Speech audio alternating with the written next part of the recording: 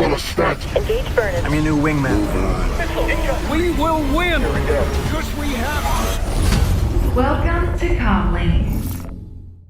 Hello and welcome back to another edition of the CommLink Podcast. I'm Stubb, and as always, I'm joined by the one, the only, Silvius! How's it going, man? It's going good, man. How are you? I'm okay. I'm doing all right. Yeah, it's ready to talk some Star Citizen. Yeah, good to be back behind the mic for another actual podcast episode. Yeah, absolutely. Number 23 for us. Today we're going to be talking about Star Citizen, obviously, but more specifically, what we want from the game. We're going to discuss kind of what was originally pitched for the game, where the game seems to be heading currently. So last week we reacted to that old video. I think it's the original pitch for Star Citizen. Yeah. There was a little confusion whether it was Star Citizen or Squadron 42.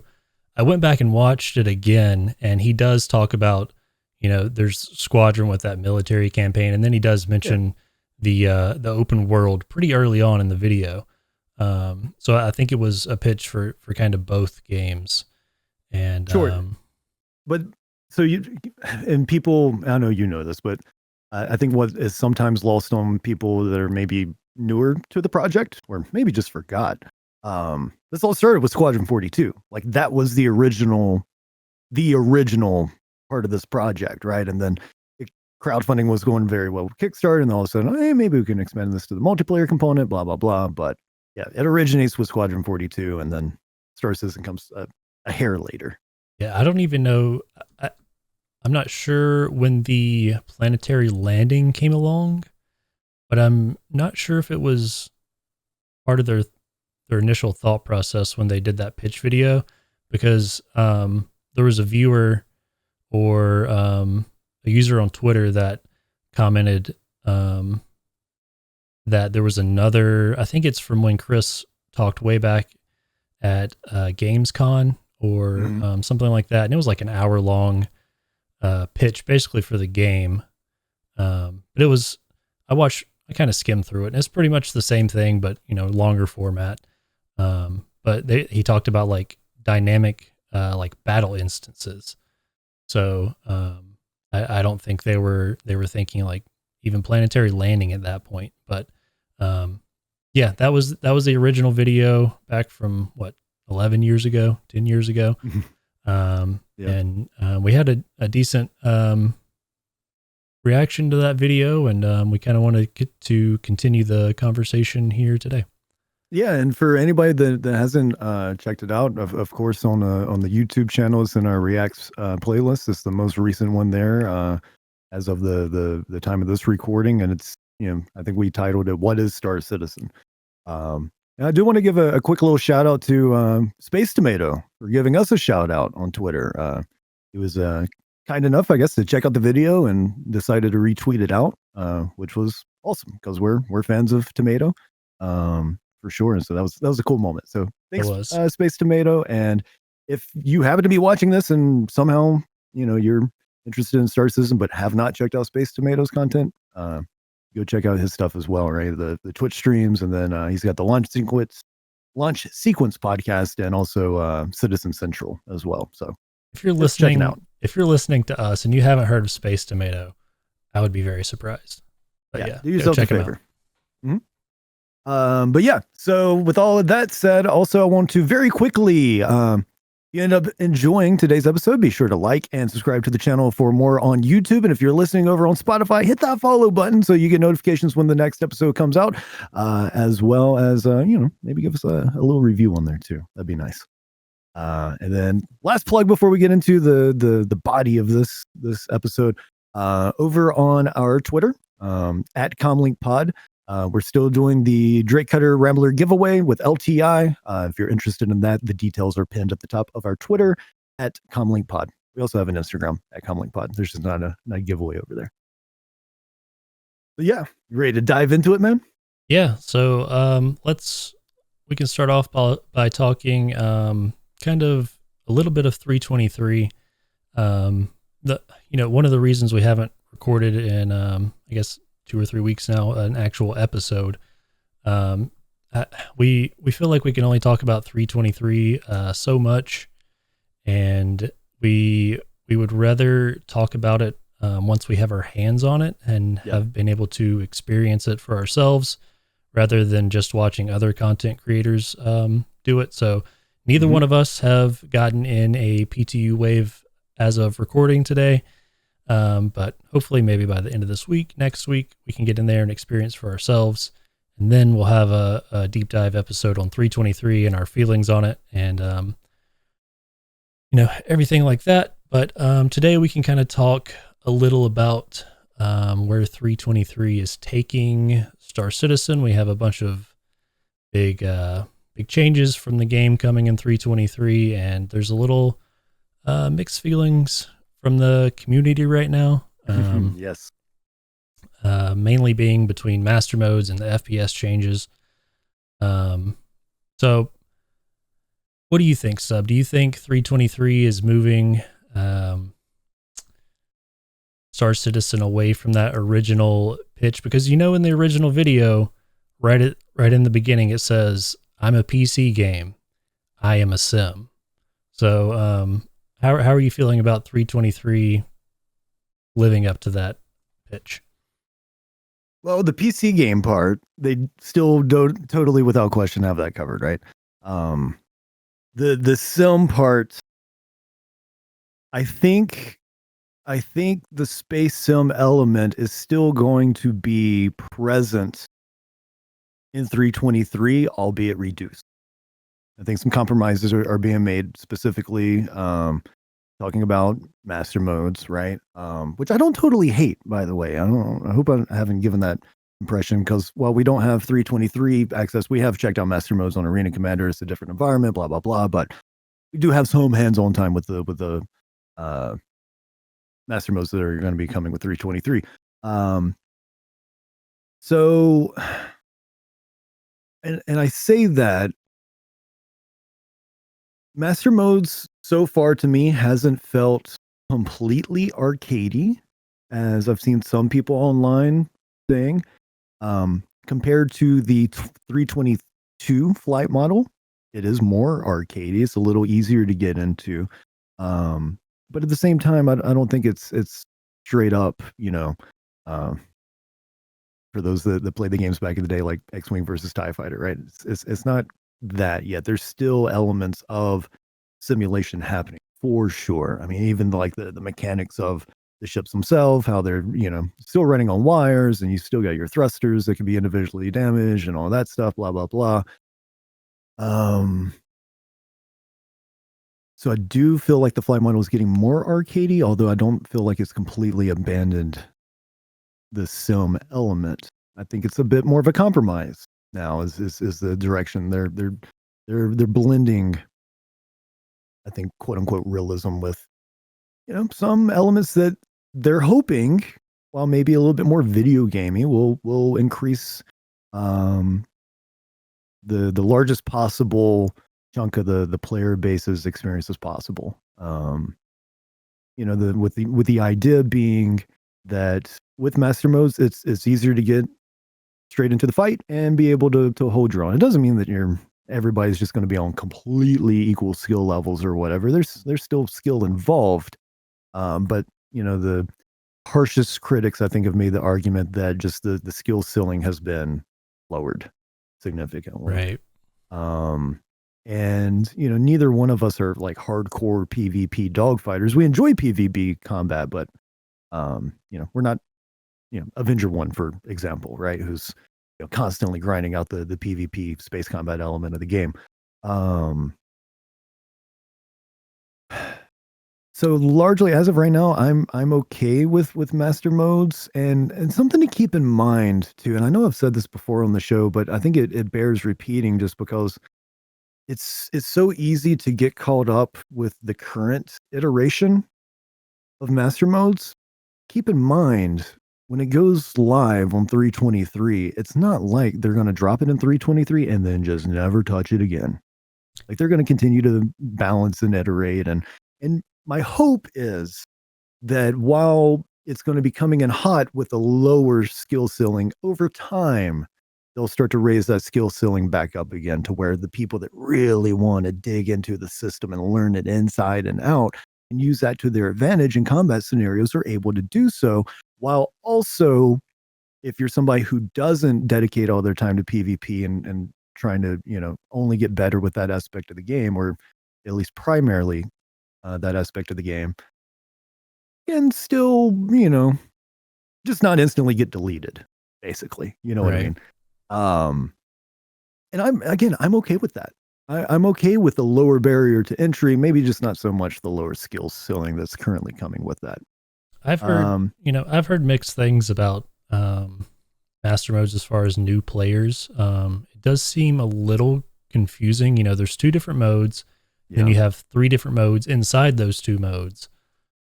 So I guess the flight itself might be a little more accessible. But I think learning the mechanics of when I should be in nav mode, when I should be in SCM, when I should be in missile operator, when I should be in scanning, all of that is going to be a bigger learning curve for new players.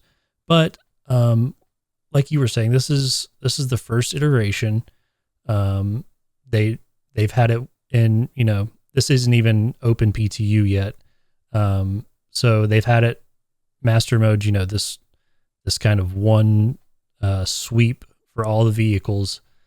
And they've been tuning them, through patches just in the first couple of PTU waves. Mm-hmm. But yeah, we might just have to, let them cook for a little while and hope they can put some more fun back into the flight model that some people feel like it's lost. Yeah. And I can't really speak to whether or not master modes is the right direction or whether it's not. The old flight model definitely wasn't, that wasn't it either.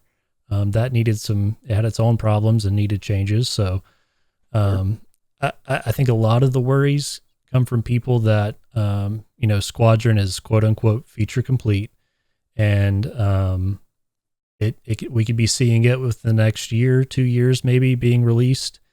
And, once it's released, I think people feel like, we're going to be locked into that flight model. So they might feel like, they really have a limited amount of time to get this right. But I don't think CIG is just going to throw master modes in there, and leave it like it is. They're going to keep iterating on it like they've done on everything in this game, from its inception. So I don't think that's, too big of a concern. I could be wrong here, but I think they'll get it there. But the reason I said they mentioned it's a PC game, I see a lot of comments from people saying, oh, they're dumbing down the flight model for controllers. Oh, they're dumbing down the FPS for controller and new people and a wider audience. So they're going to push Squadron to console. And they should. Yeah. They should put Squadron 42 out on console. And they might. Maybe not necessarily Star Citizen, but why not? Why not put the single player campaign out? Yeah. And I don't think anybody at CIG, and I could be wrong, I don't think anybody at CIG looked at the flight model and said, this needs to work for controllers. Yeah. We got to dumb it down. There was more glaring issues to the 322 flight model that needed changing, and master modes was their answer to it. And I don't think it was we need to make this for console. But I think some people do have that concern. But I'm so tired of the hardware wars. Yeah. I stopped caring about PC versus console a long time ago. Play on what you enjoy. Yeah. I mean, as long as that's isn't what's happening in the background where they're like, oh, this has to be dumbed down for more people to like it. And I hope that's not the case. I don't believe it is. It could be, but neither of us work at CIG. But so that's one of the concerns. But I don't think it's moving away from the the sim necessarily. And what's that thing Jared says? They bring it to realism and then dial it back to fun. Yes. Yeah. Something along those lines. So, you know, it's at the end of the day, it's a video game. So, you know, there's going to have to be some compromises there as far as sim. But some of it might seem a little more arcadey, but this is also 900 years in the future. If they wanted to argue that this is what it'll be like 900 years in the future, where you have a crosshair beamed into your helmet that you can see in front of you wherever you aim your gun at, then, you know, that could be a thing 900 years in the future. I don't know. So Sure. Yeah, I don't Be a thing today. I'm sure. Yeah, I don't think it's moving away from the sim, because you know, the physical cargo loading, the claim times on ships, the death of a spaceman, this game is only going to get deeper and more sim-like and take more time and more thought to do anything in the game. So from my perspective, 323, there are some issues with it. There's some things I don't like. Sniper glint. And well, that's the thing. Like I've got a whole other thing to say about FPS. I'm cool with master modes right now for the most part, but yeah. So yeah, let's go ahead and get into FPS, because that's kind of one of the biggest things we both do in the game as of now. So I'm feeling a little mixed about it. You know, the scopes needed changing, not the glint, but you know, the way they're making them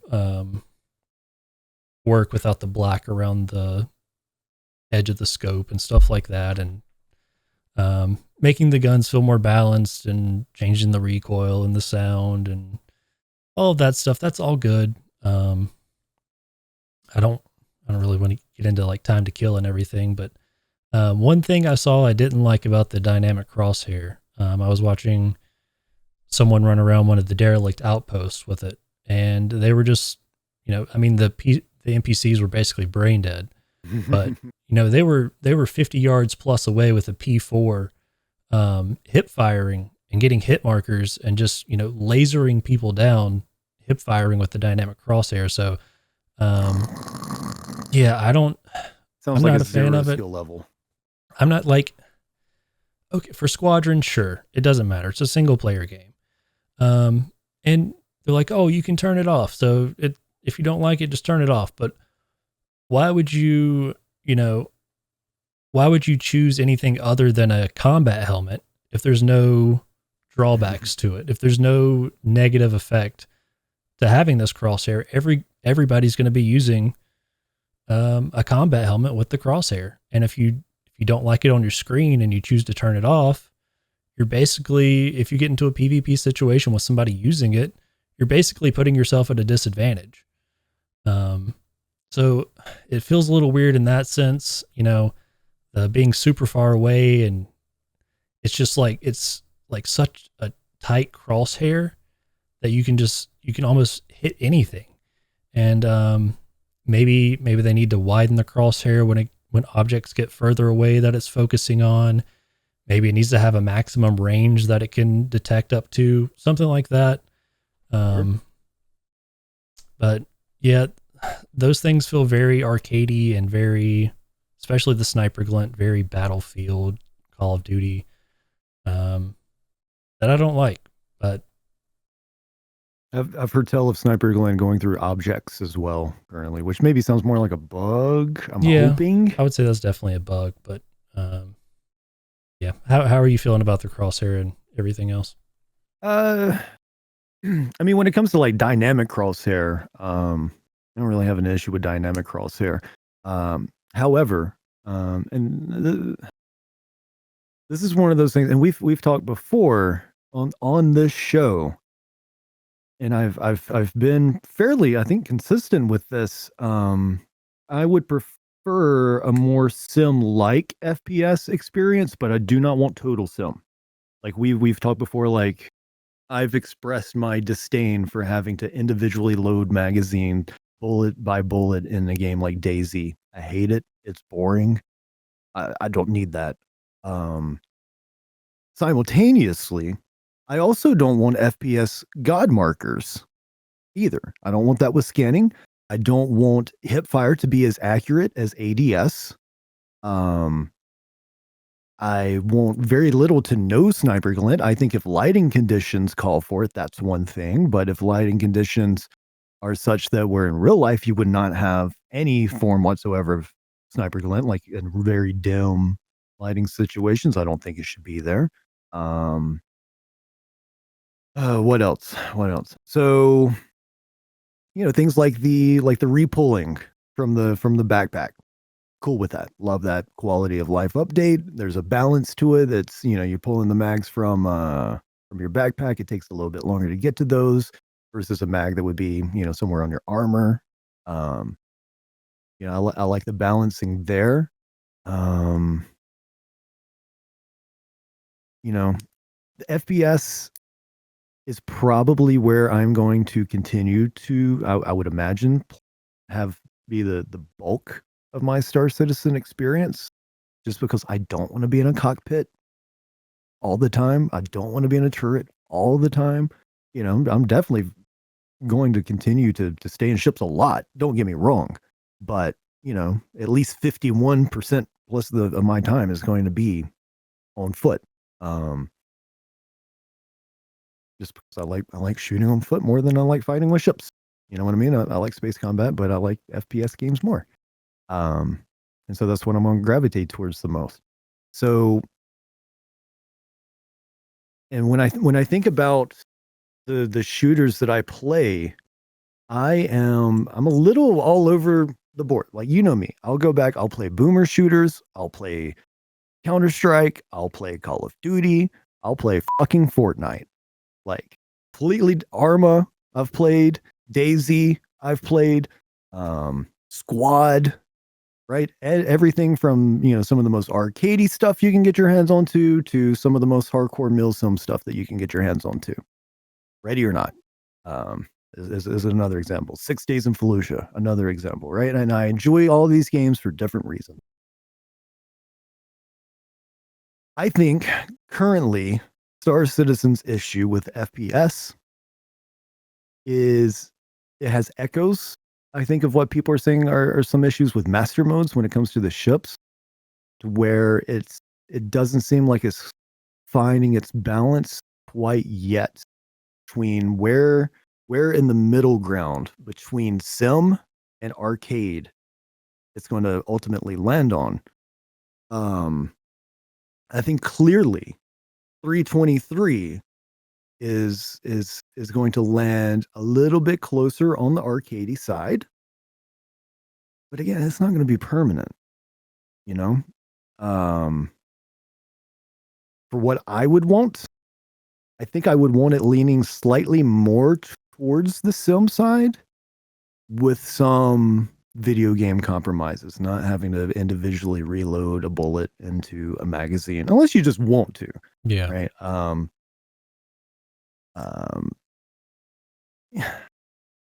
don't know, man. I don't know. We need that hands-on time with 323 again to really speak fully to this. But yeah, dude, that sniper glint has got me all kinds of messed up. And I guess I'll say to kind of tie in so I don't ramble too long right here and now. I currently sit with far more confidence in Yogi than I do with, is it Zach? Yeah, I think Zach is one of the lead FPS designers. And the reason why I say that is because that conversation between Yogi and Avenger 1 kind of revealed to me that Yogi is much more, I don't know, maybe much more. I'm talking like I know these people and I don't, but just based off of what they have portrayed online and my interpretation of that, Yogi seems to be more open to feedback than Zach does. Right. Yogi has his targets that he wants to hit. He has his own ideas, but at the same time, I have not seen him come off as condescending to the player base. I have not seen him come off as dismissive to the player base. and I have gotten some of those vibes from Zach. Yeah, I say that unfortunately. as somebody who, like when he showed up with like the toy shotgun or whatever on some of the official Star Citizen YouTube content out there, is like, all right, this guy's in charge of the new FPS changes. And then just kind of as time went on, it's like, all right, maybe we've got a similar sense of humor, but things that we want out of Star Citizen seem to be polar opposites. Maybe not polar opposites, but close to it. As far as the FPS combat goes.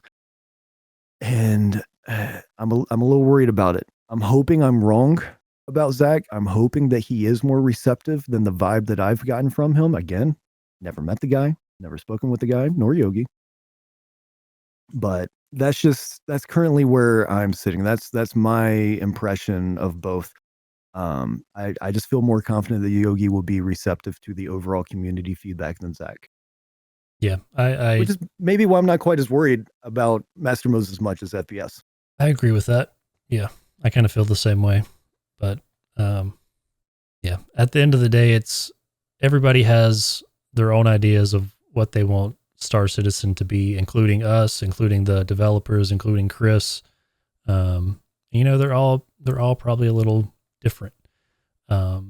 Because some people they might not even want to be on a spaceship. They might only want to do ground stuff. They might only want to crew in Idris. They might only want to be traders. They might never want to fight. They might never do FPS. And that's one of the things about this game is that it's a game for everybody that enjoys like living in space. And we all want it to be the best game it can be. I'm sure everybody at CIG wants it to be the best game it can be, but we all have different ideas of what that best game is. But at the end of the day, CIG is going to CIG, and all we can do is give our feedback and hope they, listen to it positively and change what needs to be done. Yeah, 100%. And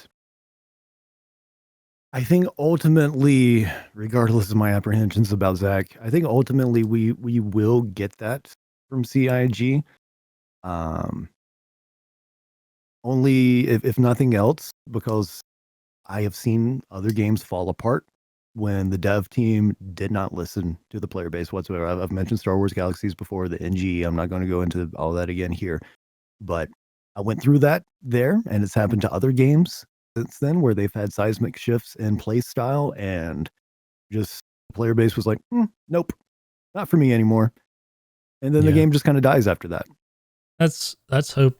I hope that doesn't happen to Star Citizen with, I watch a ton of different content creators from YouTube and Twitch, and a few of them have seemed to like Master Modes or at least the first iteration. They think it's going in the right direction, but there's others that just completely hate it. And they're like, they're Star Citizen content creators, and they're sitting there saying, this game might not be for me anymore. Because of the flight model and the FPS changes coming in and all of that stuff. So yeah, I think we're stuck with Master Modes at this point. Like they've put the time in. I don't think we're going back to 322 flight model. So I think we're going to have that Master Mode switch between nav and SCM now. Now it's just a matter of, can they tune it to make it fun? Exactly. Yeah. But with all the, uncertainty and, the mixed feelings from the community right now, I don't think it's moving away from the game's original goals. Yeah, we can kind of, move into the next part of the conversation, I guess, unless you got something else. Yeah, I was just going to add to that. Like, I'm not even angry about them moving away from original goals to an extent, because I get it. It's a work in progress. It's subject to change based off of testing and feedback. I'm not going to be like, oh, well, they said it's a sim, so it's got to only have sim-like qualities, and we can't have anything this arcadey, right? I still have, I guess what I want to say is I still have faith that even if 323 comes out and in a lot of people's minds is a negative update, is something that's doing more harm to the game than good. I think overall CIG is going to listen. Yeah. Even if I don't get that impression from Zach, I think people above Zach are going to listen, especially if they start to see, we're not selling as many ships. We're not selling as many paints. There's not as many people logging anymore. Uh-oh. Maybe we need to go back to the drawing board a little bit, not completely back to the drawing board, but rein in some of these changes that are happening. And again, maybe we end up not back in 322 by any means. I agree. I don't think we're going back to 322's gameplay styles, but I do think that it's possible that things will start to lean a little bit more towards that direction over time.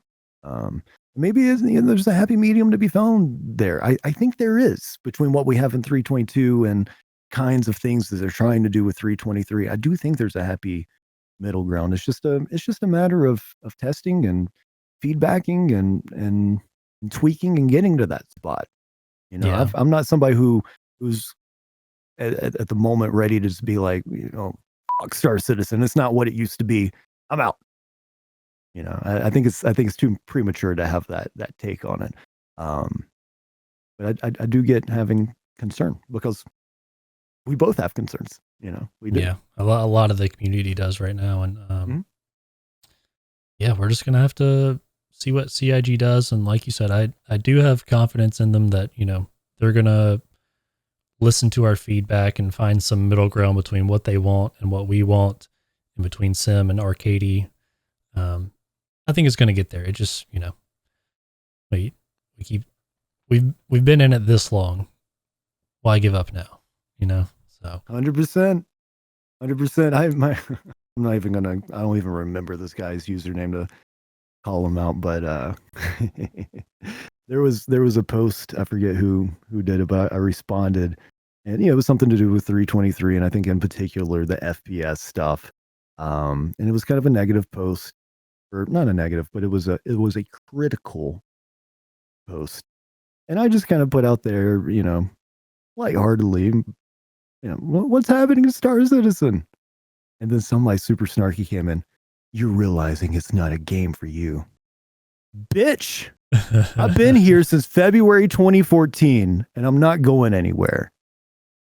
Win, lose, or draw, I'm going to see Star Citizen, unless I fucking die, to the end. Like, I'm so invested in where this project goes. I'm not just talking about financially. It is an interesting project to me outside of playing it, just being able to see the process happen and to be able to take a look behind the curtain as much as CIG lets us. It's far more than the vast majority of other game studios out there do. I don't think I'm ever going to become a game designer. I didn't choose that as a career path. I mean, I guess never say never, but there's zero plans for that to happen. I'm pretty happy with my current career choices for the most part. So, but I do have an interest in it. You know what I mean? Like the same way that I like to watch, videos on how other things work that I'm never really going to have hands-on making myself. It's still interesting to watch other people do the work. So, and it's become such a massive project. It was a big deal when this game hit $10 million, $15 million, $20 million. There's all this stuff like, whoa, what's going on with this huge crowdfunding thing? And those were big numbers. They still are big numbers. But now we're at over $600 million or whatever. Yeah. Like, it's such a massive project with over 1,000 people worldwide working on this thing. I'm not going anywhere as far as, keeping an eye on this thing goes. It's too interesting. So whoever whatever person was on Twitter that said you're realizing it's not a game for you, go fuck yourself. Anyway, just sorry. Not for you, Stubb. Just go back to Fortnite.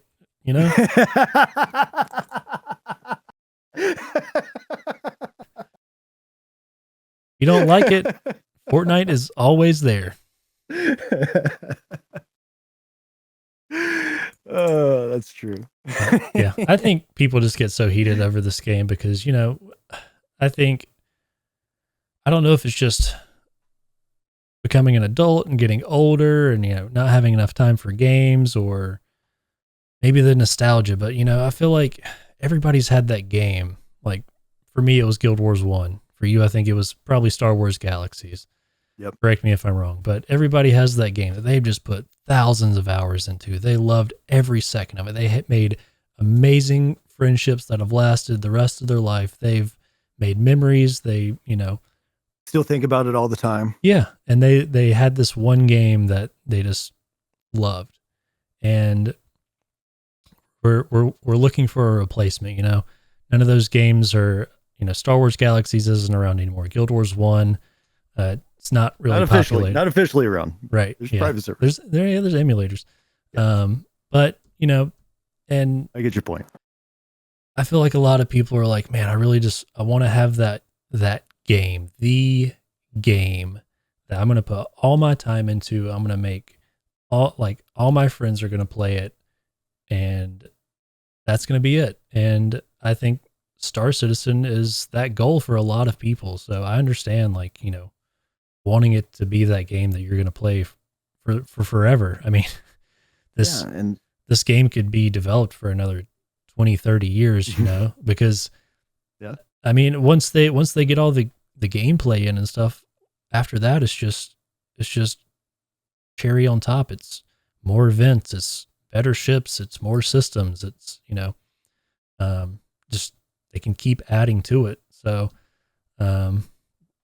I think that's the reason people get so heated about it. And I understand, because I want that too. I want it to be the game that I put all my hours into. And I'm not thinking about Fallout 76 or Company of Heroes or whatever else I play to bide my time until the next Star Citizen patch comes out. And, yeah, I want it to be that game for me. And, I guess we can talk a little bit. Still have an interest in other games. Yeah, but I know what you mean though. Like I do want Star Citizen to eventually be my daily driver. Doesn't mean that you don't go out and still enjoy other cars and take a little road trip and something else from time to time. But yeah, I do want Star Citizen to ultimately be that game where I'm like, man, I just keep coming back to this on a super regular weekly basis, instead of kind of like, all right, new patch is out, we're gonna hop onto it and maybe play for a few weeks or maybe even a month or two, but eventually you start to run into all the headaches and the issues that are currently in the game in its current state, and you just kind of you go play something else and you wait for the next big update. I'm ready to get out of that cycle. Yep, it's a little exhausting, to say the least. Mm-hmm. Being like, this patch is going to be the patch that gets me back into the game. Like, I'm going to spend a ton of time with it. And then the patch comes out, and then you're like, well, same bugs are there that was in the last patch. And that feature I really wanted didn't make it in. So guess we'll check it out again in 3 months, and maybe that feature will be in. So yeah, it can be exhausting in that sense, but, yeah. I don't know. I hope when 1.0 gets here and beyond, it's that game that, is our daily driver, and we all of our friends want to play it and have fun together. Yeah, I mean, and so here's the thing. Like we've talked some specifics regarding master modes, regarding FPS, but I think the larger big picture of this game and whether or not it's still staying true to its overall vision, I think is that aspect of huge, massive open world where you can just kind of do whatever you want. I think that's still on the table. Yeah, for sure. It's just a matter of how is it implemented. It's a matter of personal preference of, oh, I prefer this method of shooter game, or this mode of shooter gameplay versus another mode of shooter gameplay. It's going to come down to execution. But I think the overall scope of the game is largely still there, or at least still in the works. Yeah. So let's maybe talk about some of the other things that were part of that that original Star Citizen pitch, not the Squadron 42 pitch. Internet, I love you, but the original Star Citizen pitch. So is it going to be open world? Yes. Will it have, pretty much seamless transitions from, location to location without loading screens? Yes. Is it going to have an aim to have high fidelity and immersion? Yes. Definitely. But then there's some other things he mentioned in there, like, for example, a player being able to name a jump point after discovering it in game. Is that still going to happen? Probably not. Yeah. I mean, Never say never, but probably not. Yeah. When they were thinking about all of this stuff 12 years ago, I mean, they probably had an idea of where they wanted to take the game, but between like their thought process back then and what they think the game could be now is probably totally different. Technology has advanced considerably. They didn't know what they were going to get into when they started trying to code this engine, how far they could push it. They know how far they wanted to. But yeah, I think, they probably still have these same ideas, but a lot of the technology is just so different. It's some of the things that they originally pitched probably aren't going to be in there. And there's probably going to be some things that they didn't even think about that are going to be in the game in the future, just because of what they're going to be able to do. And the ability to say go out and find a jump point and be able to name it is a cool idea. But then you think about it in practice. Let's say that there's so many jump points out there that it's not like the Stanton to Pyro jump point or whatever, but we've got a bunch of different systems, and there's some jump points out there that just haven't been discovered. They've not been announced officially by the game, and they're like little Easter eggs in there for people to find. Do you really want somebody named like Buttholearmpit to be the person to find that jump point, and then they get to name the jump point Buttholearmpit? Right. You know what I mean? Like, yeah. Yeah, maybe that is a cool idea until maybe you start to think about how it would actually play out in an online environment. Right. So, and no offense to anybody out there named Buttholearmpit, but I don't want that to be an official name in the game. That even, just from that aspect of having dumb names for it or whatever, but I just, from like a gameplay point of view, and I just don't see how it would work, honestly.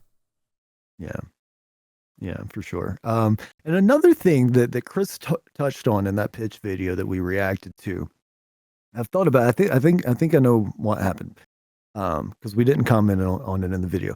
Chris mentions he wants players to be able to submit ship designs, and if CIG likes them and wants to put them into the game, they will. And that player will get like a commission based off of the sales of that ship. I'm assuming he meant like an in-game commission and not like a chunk of the pledge money coming in for the ship. And I think what happened, we had just finished talking about one thing, and we were maybe just kind of in between thoughts because it was a very kind of quick mention, and then the video moved on. So we just didn't touch on it. I don't think we quite caught it in the moment. That's another thing where we've kind of had part of it, Right. With the Redeemer, right? The Redeemer, I believe, correct me if I was wrong, but it was community designed, right? I think you're right. Yeah. Whether or not whoever led the charge on designing that thing is getting a kickback of some in-game credits from sales happening at Area 18 or whatever, probably not. In fact, I would say definitely not. But is that something that could change I think that's something that's maybe could possibly still be on the table, but is such a back burner thing. I don't think we ever hear anything on that again until post Star Citizen 1.0. Yeah, I don't. You know what I mean? I feel like that's one of those things they're probably just going to never mention again, and hope Most likely. everybody forgets about it, and just not use that as an idea. And that kind of, we went back and watched, or we did a podcast episode on all the stretch goals, like a month or two ago. And there's, some of those stretch goals in there that we were like, I've never heard of this. I don't think this is going to be in the end game. So, yeah, especially with the original pitch video, like that. And he also mentions the bi-weekly updates, new content every week to 2 weeks. I don't think that's happening either.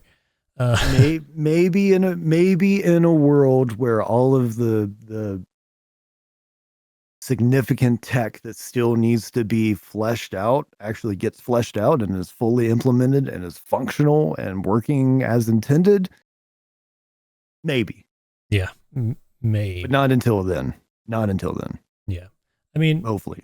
Anyway. They could do like events every 2 weeks, or, something happening in this system or something happening in that system, or I could see them doing like stuff like that, but we're not going to get content patches every 2 weeks like we're getting now every couple of months.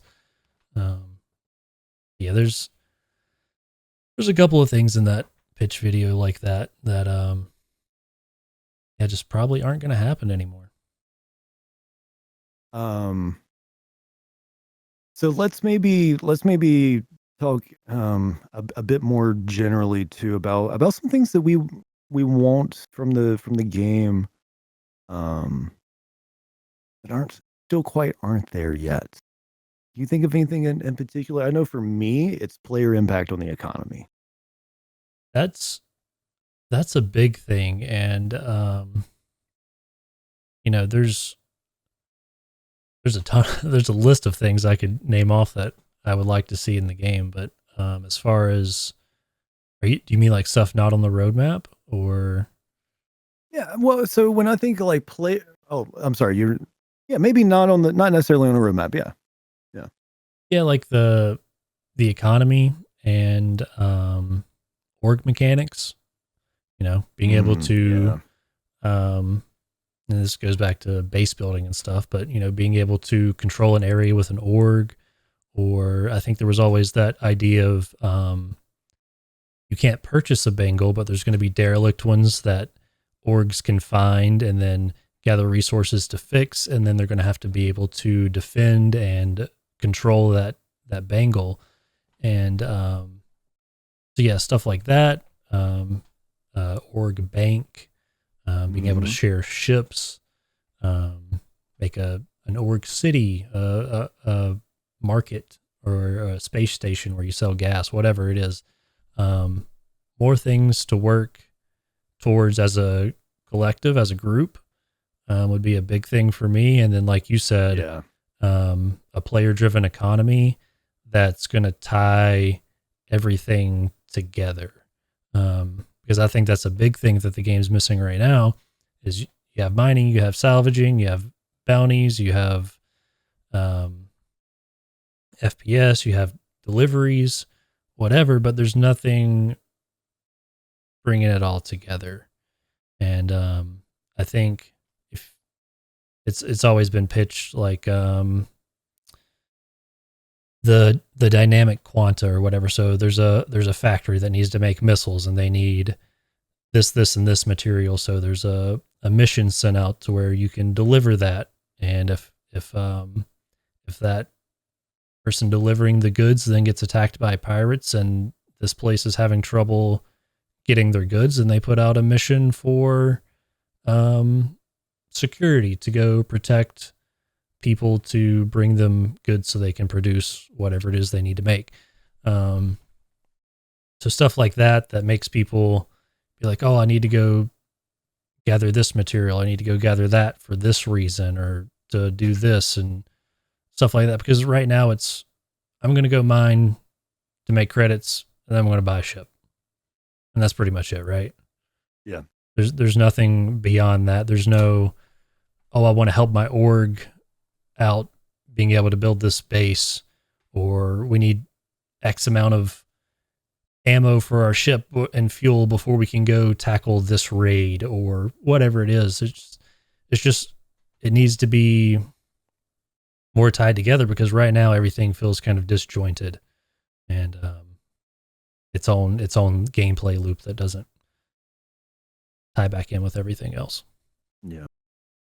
And like I know we're not going to get this, at least as of right now, with their current philosophy. Like it's been a while since we've heard anything from CIG truly in depth on the economy of this game. But the last time we kind of heard it, last I heard, was they really want like 90% of the economy running in the background. It'd be NPCs, it'd be AI, which is all code for managed by CIG. I want it to be more player based than that.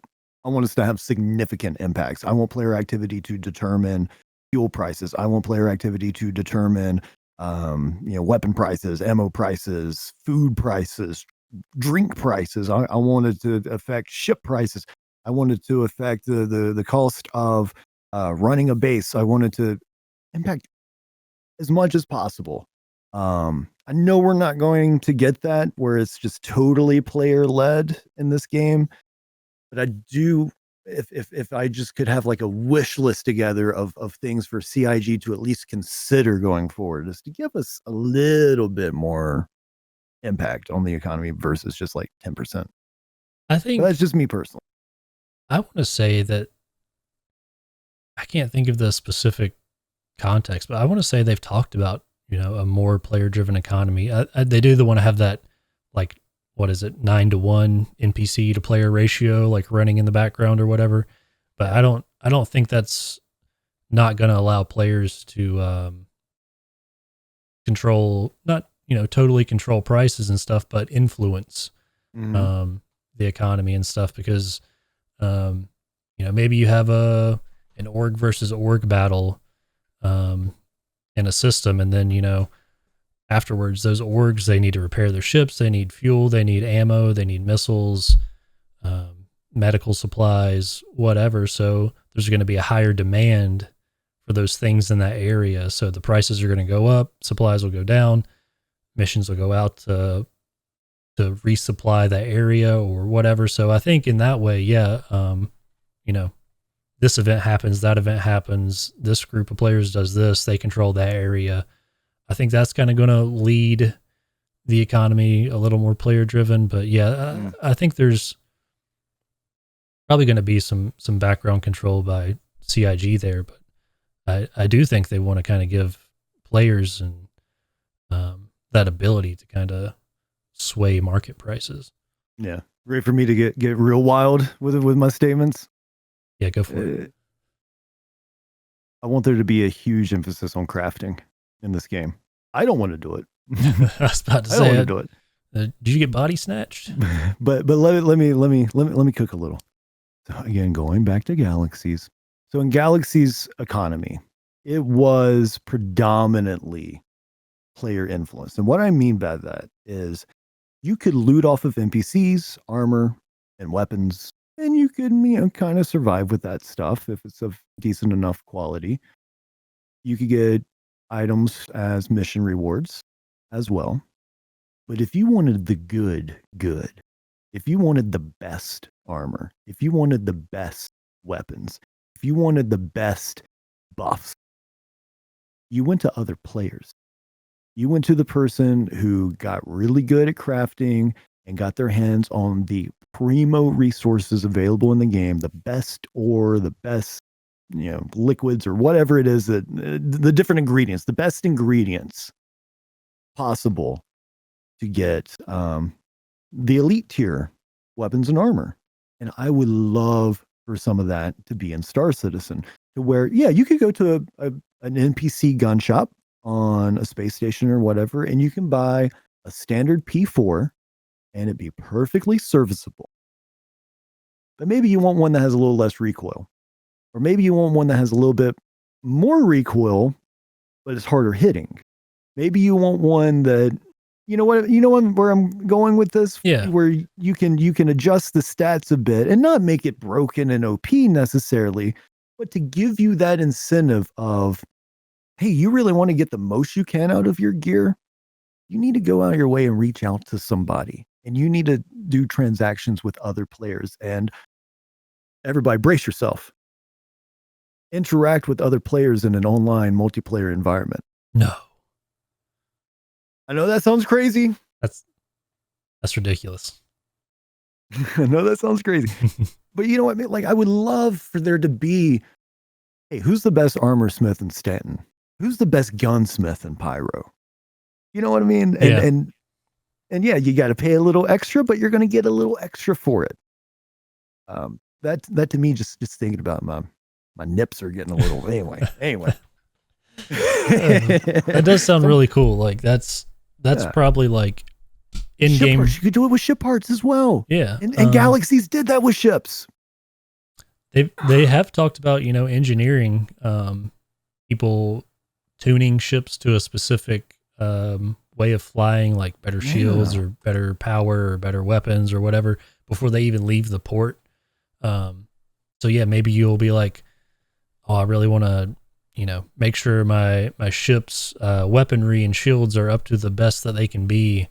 And, maybe I don't need navigation that much or whatever before going doing this or whatever. So I'm going to go see Jimmy over at, Rest Stop 2 in Stanton and make sure he tunes up my ship because he knows what he's doing.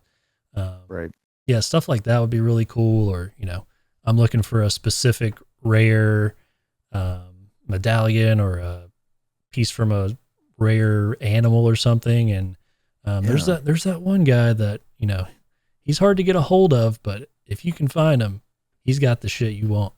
Mm-hmm. So yeah, that would be, kind of in game for me is, like a player driven economy, base building, market that you can sell to other players and stuff.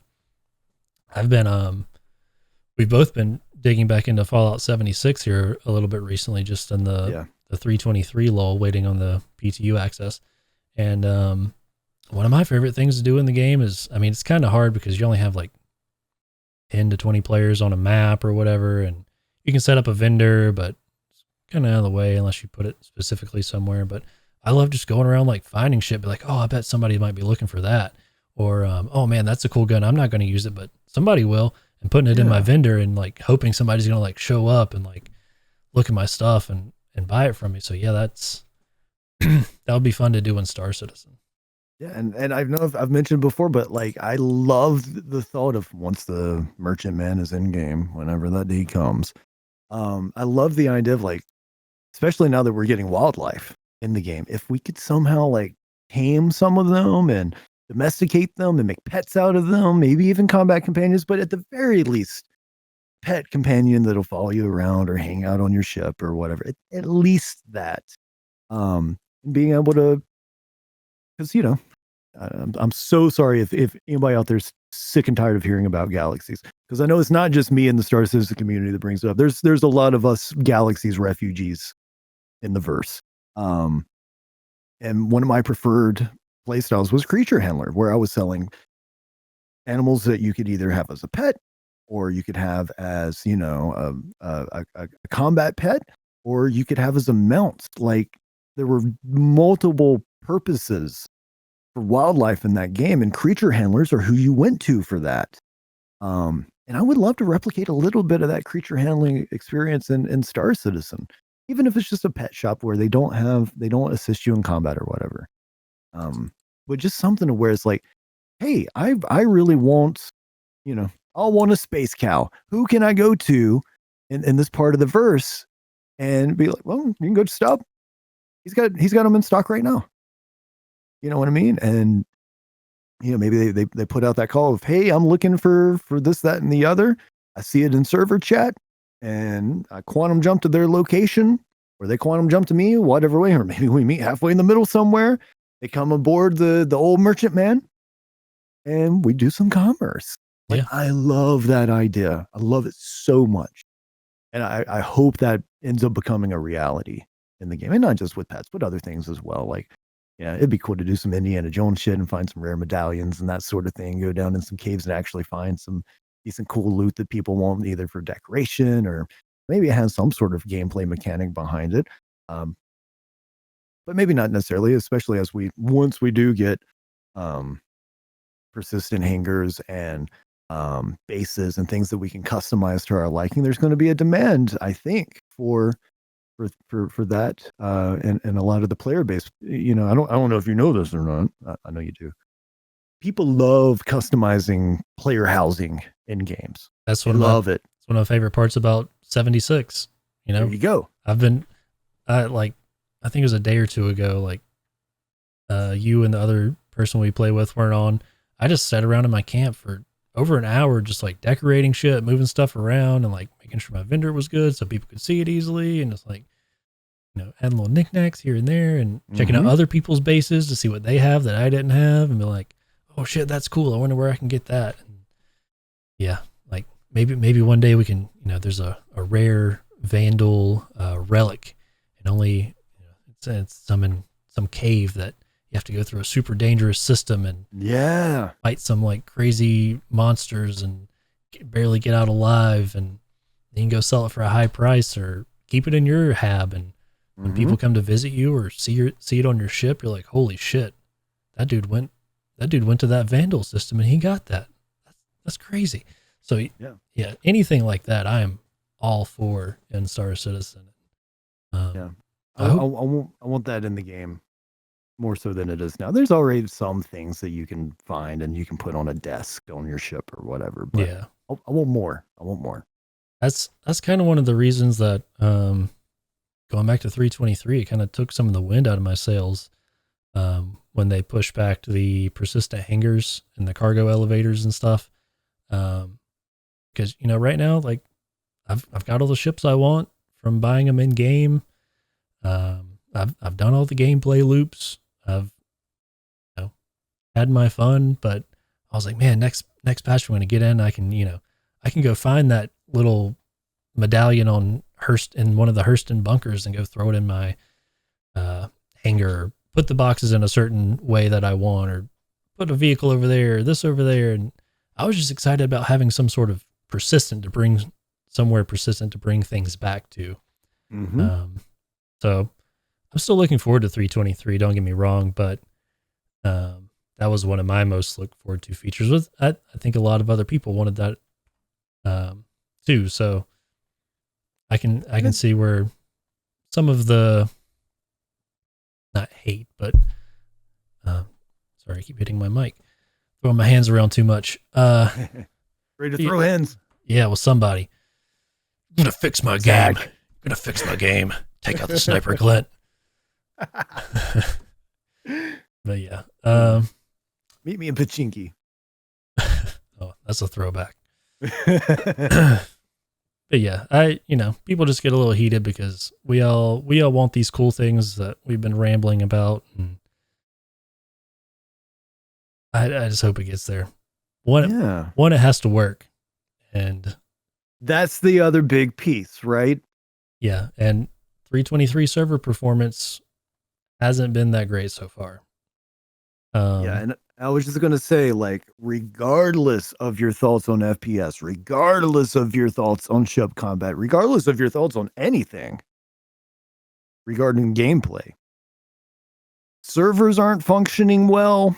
If there's desync, if there's tons of lag, if there's brain dead AI, if VoIP continues to not work long term, if there's not that cohesion between gameplay loops interacting, it kind of doesn't matter. You know what I mean? If the game itself does not perform well, that's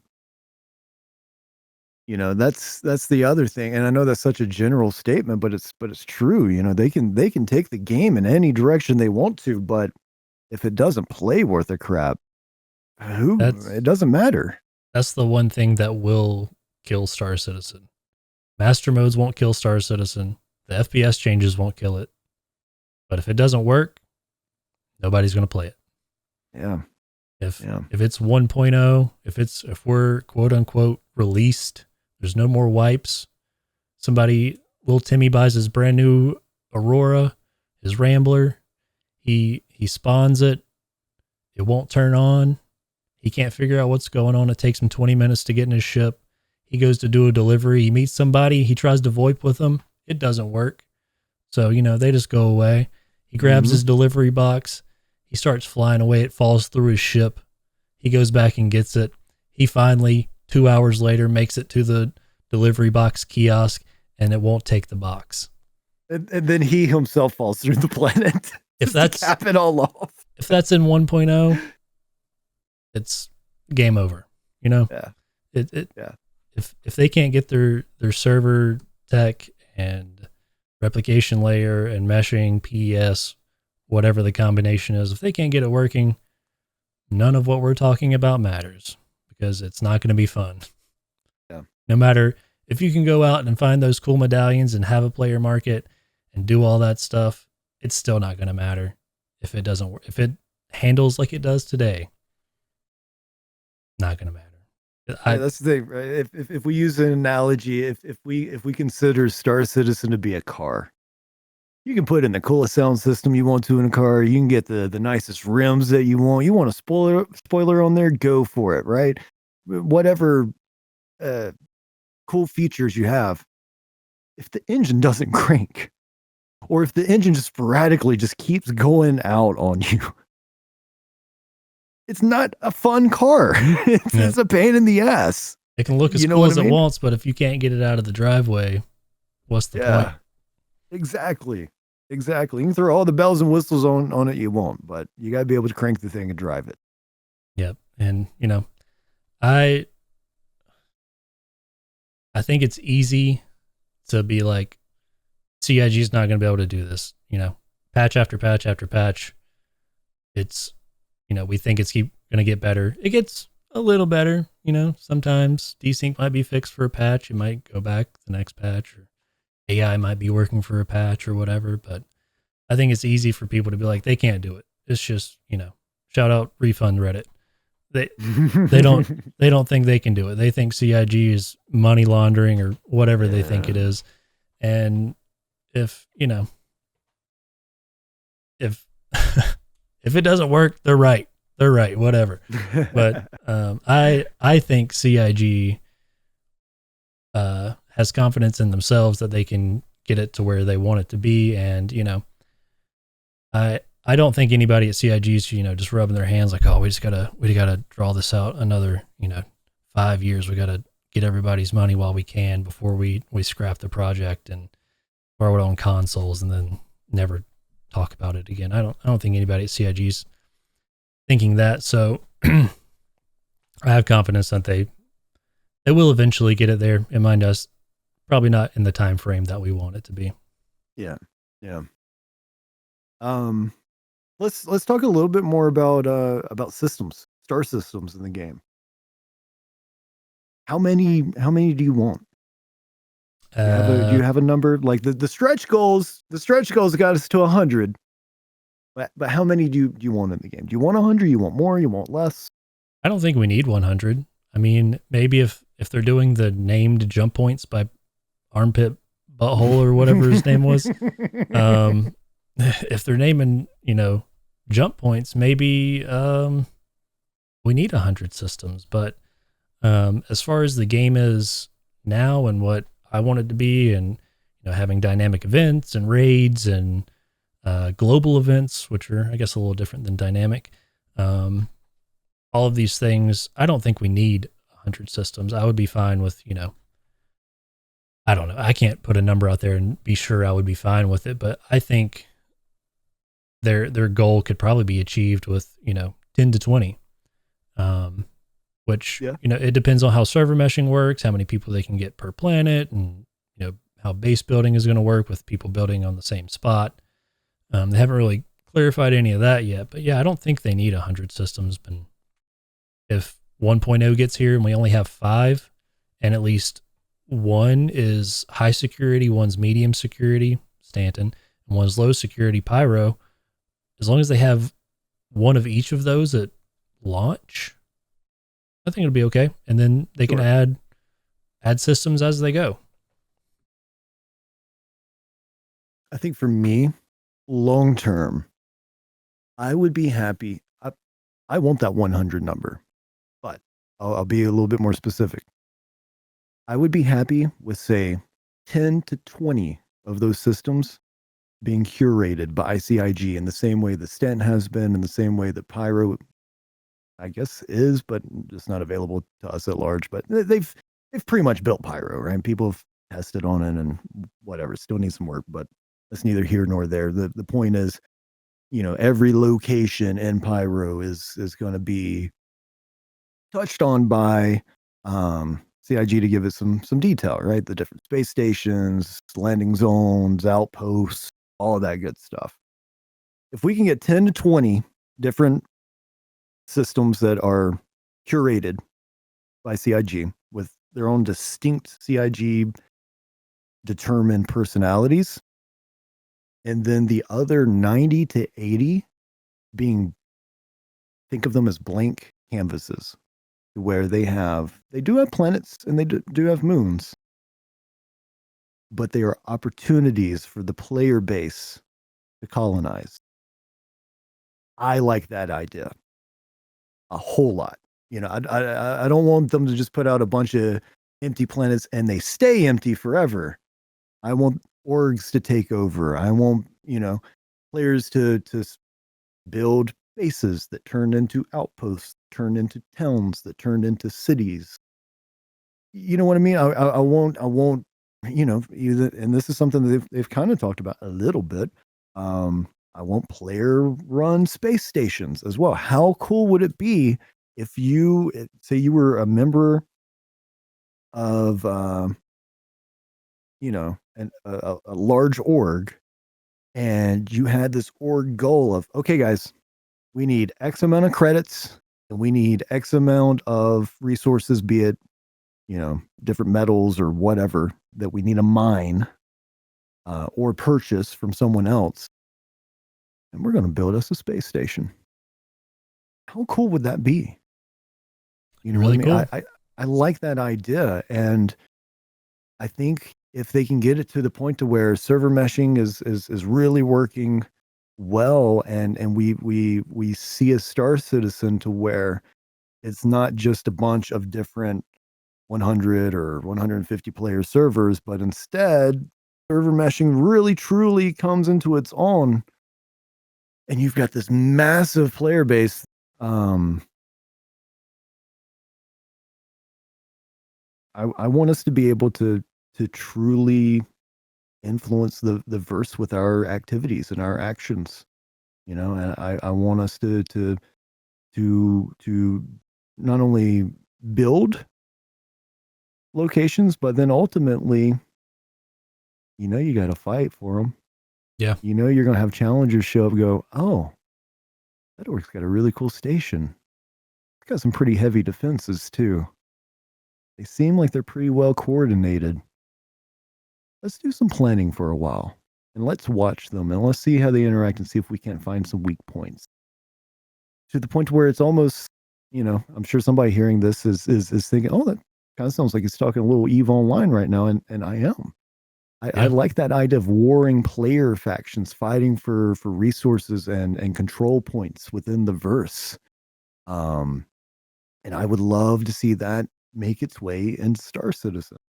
Do I think that's going to be this year? Hell no. Do I think that's going to be next year? No. It might not even be 5 years from now. But at some point, I do want that to be a long-term goal for the game. Yeah, it's hard to imagine like big orgs and stuff controlling areas and stuff right now, because we don't really have org mechanics or any way to tell like, oh, that guy's he's part of that org, or he's with that org, he's kind of a bad guy, and oh, that's a security guy, he's with a security org, I can count on him to keep me safe if I need to, or whatever. So yeah, that I think is kind of pie in the sky what most people want out of this game. Big fleet battles over player controlled territory over resources that I have and they want, or they have and I want, and we're either going to take it from you or you're going to give it to us willingly, or whatever. And it's in the state Star Citizen is. I want to be able to say like, yeah, I'll be a trader, or I'll be a bounty hunter, or I'll be part of this org and make sure we're the best org this side of Stanton or whatever. And it's just hard to imagine where this game could be in another 5 to 10 years, and what we'll be doing in it. I mean, I'm sure everything that we have now is going to be in it, but what are the possibilities that we can get into stuff like that, and how many systems will we really have? So yeah, that is, other than running our little market out of the side of Merchant Man or whatever, right. Big org controlled spaces, I think, is going to be the eventual end goal of kind of Star Citizen. Sure, yeah, dude. I mean, your org's got 3 jabs. What are they doing with it? You know what I mean? Like, you're going around, you're doing a bunch of HRTs with it? No. But you might want to defend your shit with a fleet like that. You know what I mean? Especially, I want there to be, I want war to come to Star Citizen. I want it to be PvP war and not just, and there's nothing wrong. Like, I like the Xenothreat event. We've talked about that before. And it's cool that they're doing events like that to where a bunch of players get together and they fight against NPCs. That's awesome. But I want those moments to also happen player versus player as well. Yeah, that's going to be one of the big draws for most people, I think. But I was just about to say, we haven't even seen a Vandal yet in the game.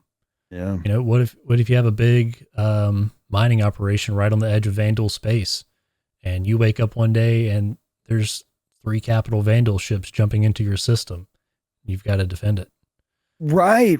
So you're not only having to defend against the possible threats from other players, but the AI will take notice of what you're up to and start to threaten you as well. Yeah. I love that. There's, we haven't seen, which I think we're at peace with them in the lore of the game, the Banu, or any of the other alien races. We just have humans in Stanton, which is, I'm not super familiar with the lore between all the alien races and stuff, like how often Banu visit our space or our stations or whatever. So, just, we haven't even scratched the surface of fighting. We've have human NPCs and Xenothreat, but we're going to have Vandal to deal with eventually. And, we're going to have a Banu walking around a space station or something that you can trade with or whatever. So, and I think going back to all those systems, we're going to have Banu systems. We're going to have Vandal systems. We're going to have human systems, and they're all going to have to interact with each other. It's a great point. We only have a sliver of the larger lore of Star Citizen in game right now. Yeah. We're stuck in little old Stanton, and the galaxy's a lot bigger than that. So this game is only going to keep growing, and I hope it gets to that point where the server meshing and everything works out. And I think if they can nail that down, I think if that gets done, what we have today would be 10 times more enjoyable, just if servers behaved well. So after they nail that, sky's the limit. We can do, or hopefully they can do, all kinds of cool stuff. I think they'll get to that point, but I don't know. That's just as the player influence on different systems and being able to terraform and colonize and all that good stuff. I think it, 1, would be incredibly fun to do, and 2, give CIG a little bit of an out on that 100 player, or not 100 player, but 100 system idea of, all right, not everything's going to be as detailed as Stanton or Pyro or blah blah blah blah blah. Yeah, we don't need that. Yeah. Let players fill out the blank spaces and stuff, give us our places to trade to and mine in and whatever, and then let players control what else is out there. Yeah, that's what I want, man. That's what I want. And then and reputation, obviously, an in-depth, functional reputation system. Yeah, I think that kind of goes along with, I mean, it's a different system than the economy, but it's going to be one of those things in the game that kind of ties everything together, because right now you just kind of feel disjointed. Like you can have some reputation with Crusader or Hearthstone or whatever, but it doesn't really mean anything. I think a lot of people right now, getting, I hate to use this word because somebody's going to be like, it's not griefing, but griefed, or, in a PvP situation when they don't want to be in one. We're eventually going to have those high sec systems where that shouldn't be a problem for those players that want to avoid stuff like that. But yeah, I was going somewhere with that thought, but my brain is mush. But yeah, but the availability of different areas in the game with those different levels of security will help to facilitate people being able to participate in the gameplay that they want to, right? If you're somebody that you just want to be as reasonably safe as possible, maybe you just want to go around and fly your ship a bit and do some exploration, or maybe you want to do some mining, and maybe the area you're in is a little more tapped out than some of the wilder parts of space, but you can still make some money, and you can do it reasonably safe in the Terra system, for instance. I think that's going to be great for the game. I was going to say the reputation that's going to tie back to kind of separating that player base. Because if you're a known ganker, criminal, whatever, if you go to Terra, the police or security there should be on high alert. They should be able to scan you and be like, oh, this guy's committed crimes in this and this place, and they've done that, and that. So we don't want him here, and they're going to chase him out as Terra, he's wanted in 12 other systems. What are the odds he's going to be up to any good here? Yeah, stuff like that. Keep an eye on this guy. Get him out of here. Yeah, and having that reputation kind of player facing, like you can scan somebody. Obviously, you don't want to be like super, because if you want to be a criminal, you're not going to just advertise that you're a criminal all the time and want everybody to know. So there's going to have to be some leniency there when you encounter someone, whether they're a criminal right away or not. But there has to be some sort of reputation based. Oh, he's a bad guy, he's a good guy, he's somewhere in between, and that lets you do. You can go do stuff with Xenothreat if you're a bad guy. You can go do stuff with Hearthstone Security if you're a good guy, and you can kind of do something in between if you're in the gray area. Yeah, it would solidify who your character actually is in the verse a bit more, and add some more long-term consequences to your actions, whether they be positive consequences or negative consequences. It's right now, you want to talk about something that's arcadey. You can go on a killing spree in Stanton right now. You can go kill 100 players. You can get all of the crime stat. You can, just wreck innocent NPCs left and right. And then you can decide, hey, I'm going to end my play session for the night. I'm going to go get myself arrested or killed and then tossed into prison. I'm going to log off for the night. And when I get back on tomorrow, it's going to be like nothing ever happened. Yeah. Yeah, that long-term consequence from reputation is very needed. Yeah. Even it doesn't get much more video gamey than that. Yeah. Even in the current state of the game, it is definitely needed to kind of give consequences to that sort of gameplay, or reward, good gameplay, but there has to be a balance in rewards versus good and bad, but not getting into that. But yeah, reputation has to be kind of at the forefront of who your character is. Yeah. I mean, I don't know what more to say on Reputation other than I'm happy that we're starting to see more of it come online with 323, right? They've done some work with Hostility.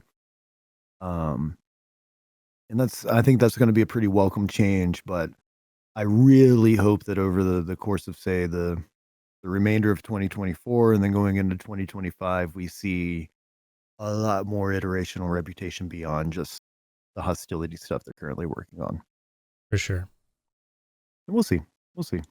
Yeah, and I was just gonna say we're getting pretty far in the time here, and Yeah. my brain is starting to melt, despite the fact that this is one of my favorite like topics. Like theory crafting and talking about what Star Citizen could be, because I could go on for another 2 hours.